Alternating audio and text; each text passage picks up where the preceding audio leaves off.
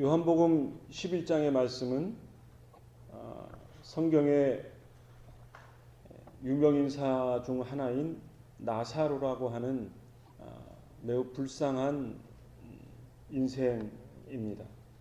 그는 거지 나사로로 더 많이 알려져 있고 예수님의 발을 씻으신 마리아와 마르다 이렇게 한 가족을 이루는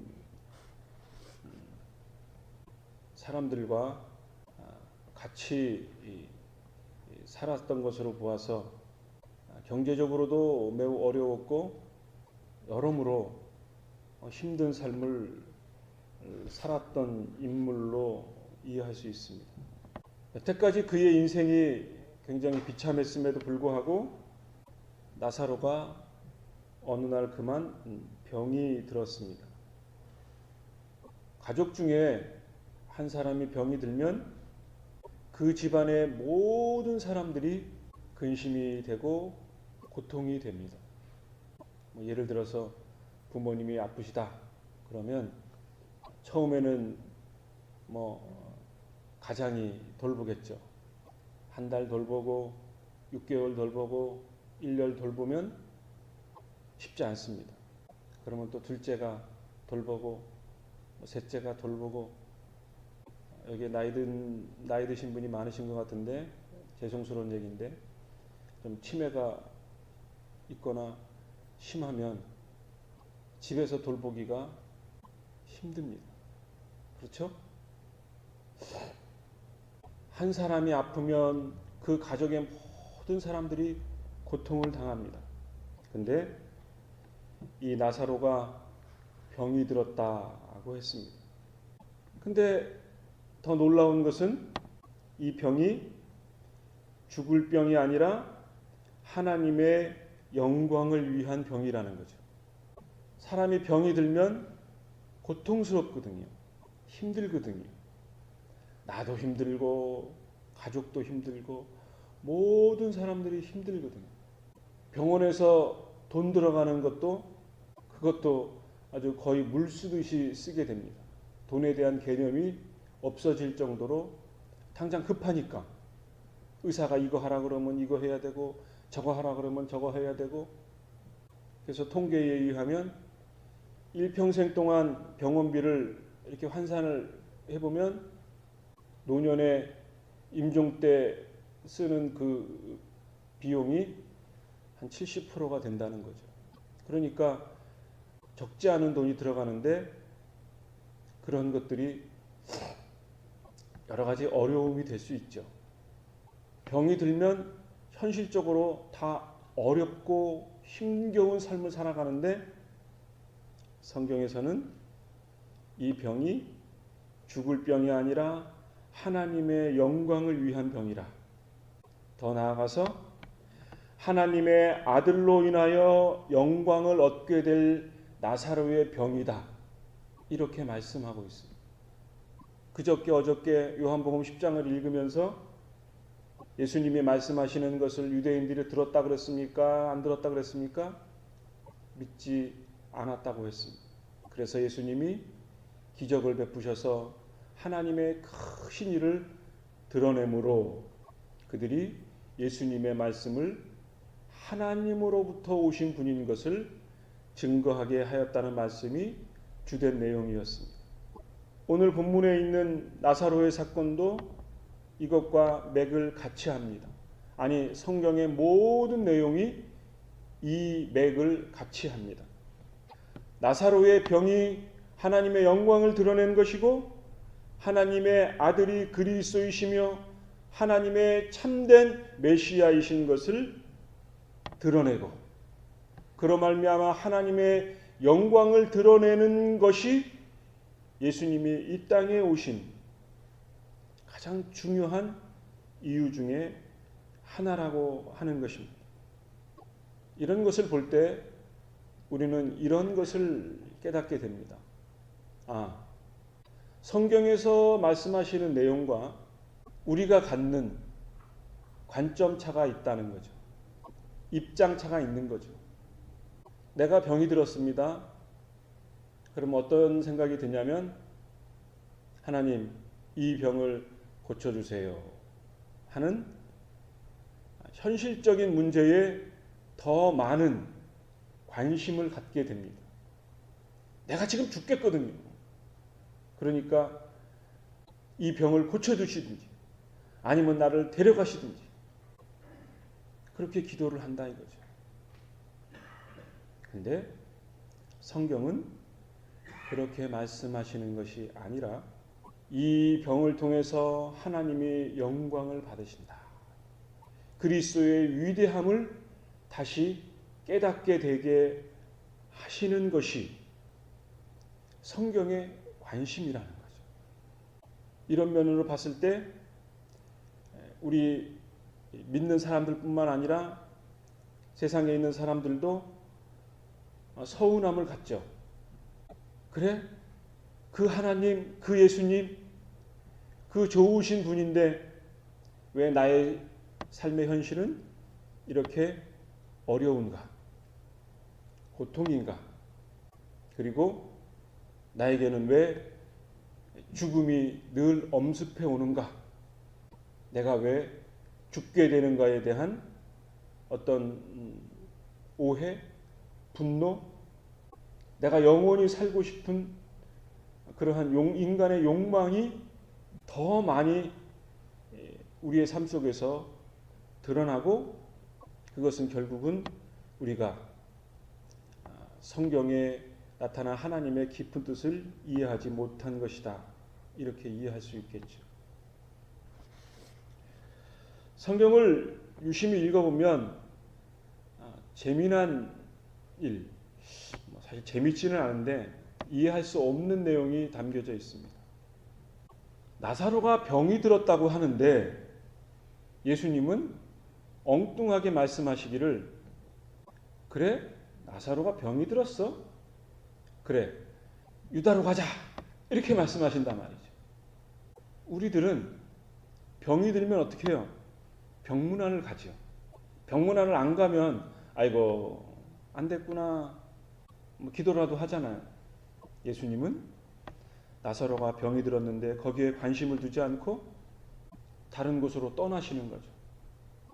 정확한 건 알 수 없는데 한 이틀 거리 되는지 종합해 보면 나사로가 죽은 후에 예수님께서 하시는 말씀이 나사로가 병이 들었으니 이제 나사로한테 가서 나사로를 깨우자 이렇게 말씀하시는 거예요.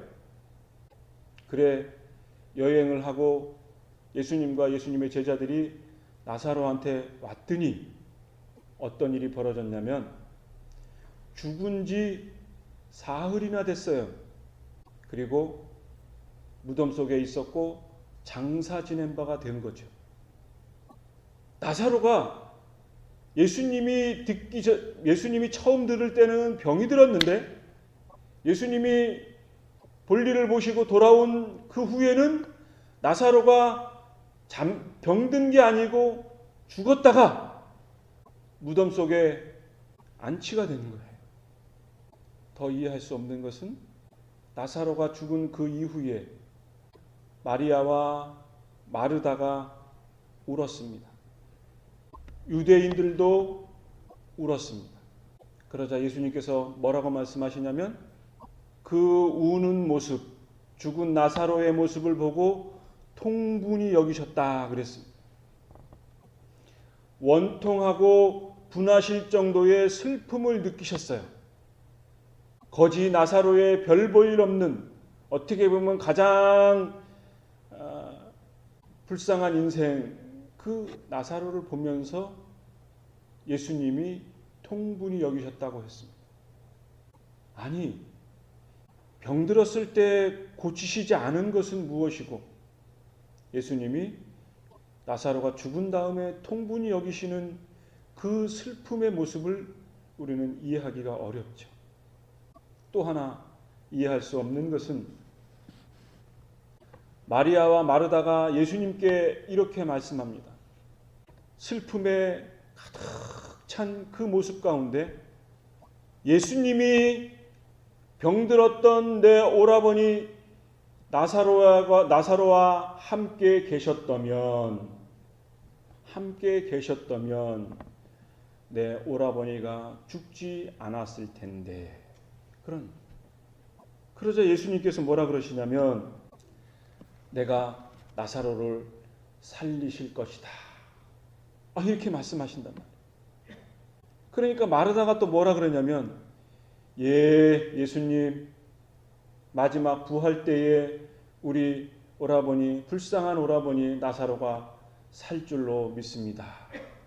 그런단 말이죠. 성경에 보면 예수님이 복음서에 나타난 그 고난을 받으시고 죽으시고 부활하신 것이 갑자기 나타난 것이 아니고 구약 성경에 보면 몇 가지의 사건이 있습니다.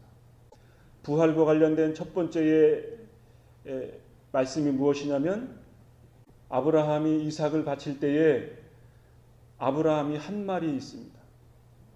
하나님께서 다시 살리실 것이다 라는 표현이 있습니다. 그게 뭐죠?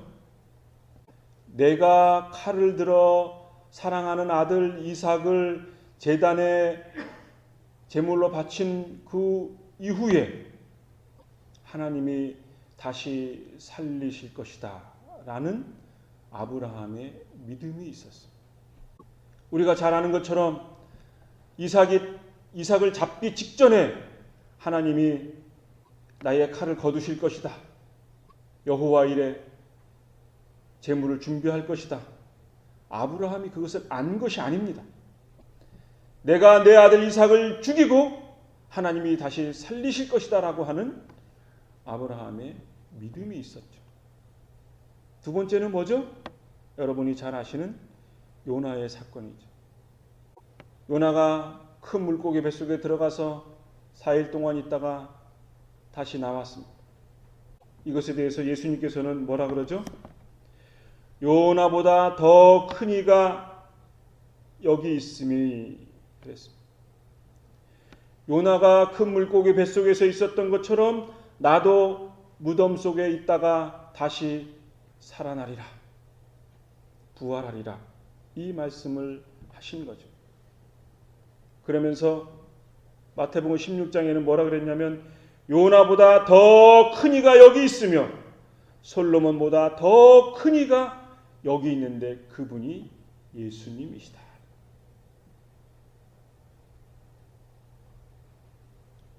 이것을 인지하시고 오늘 42절의 말씀을 다시 한번 읽겠습니다. 항상 내 말을 들으시는 줄을 내가 알았나이다. 그러나 이 말씀을 하옵는 것은 둘러선 무리를 위함이니 곧 아버지께서 나를 보내신 것을 저희로 믿게 하려 함이니이다. 이렇게 말씀하셨습니다. 예수님께서 기도하셨습니다. 돌을 옮겨 놓으라. 나사로야 나오라. 그러니까 나사로가 예수님의 말씀처럼 진짜로 잠이 들었다가 깬 것처럼 수의를 둘렀는데 그 수의를 메고 입고 마치 귀신처럼 걸어 나왔습니다. 이 예수님의 죽은 자를 살리신 말을 하나님이 들으신 것을 예수님이 감사하나이다. 그것을 예수님이 알고 마리아도 알고 유대인도 알고 모든 사람들이 예수님이 죽은 자를 살리신 것, 잠자는 자를 다시 깨우치는 그 놀라운 기적을 둘러있는 유대인들을 통해서 밝히 증거하게 하신 것은 예수님이 죽음을 초월하시는 위대하신 하나님의 아들이신 것을 확증하신 것입니다. 그리고 슬픔에 쌓여있는 유대인들과 마리아와 마르다를 위로하시는 예수님의 은혜의 모습이라고 이해할 수 있겠죠. 그러면서 하신 말씀이 이 놀라운 이적을 베푸신 것은 단순한 이적을 넘어서서 곧 아버지께서 나를 보내신 것을 저희로 믿게 하시기 위함이라고 했습니다. 예수님께서 행하신 그 모든 일은 하나님의 뜻을 받드는 것이고 그 뜻이 예수님을 통해서 이루어진 것입니다. 그리고 오늘 이 나사로의 사건을 통해서 장차 예수님이 그 자신이 십자가에서 죽으시고 다시 살아나실 것을 나사로를 통해서 미리 예방주사를 놓은 것이라고 이해할 수 있겠죠. 예수님이 십자가에서 죽으시고 부활하시자 베드로도 예수님의 부활을 믿을 수가 없었습니다. 그러나 다시 살아나신 예수 그리스도를 보고 그의 제자들은 나사로를 살리신 예수님, 그분이 참된 메시아이시고 하나님으로부터 보낸 자이며 그가 구약성경에 그렇게 예언되어 있던 생명을 주시는 하나님의 아들 그리스도이신 것을 비로소 믿게 된 거죠. 그렇다면 저와 여러분들은 지금 이 시간에 어떤 신앙적인 자세를 가져야 할까요? 누가 병이 들었습니다. 나사로처럼 나사로야 일어나라. 잠자지 말고 벌떡 일어나라. 그렇게 하면 그 사람이 일어날까요?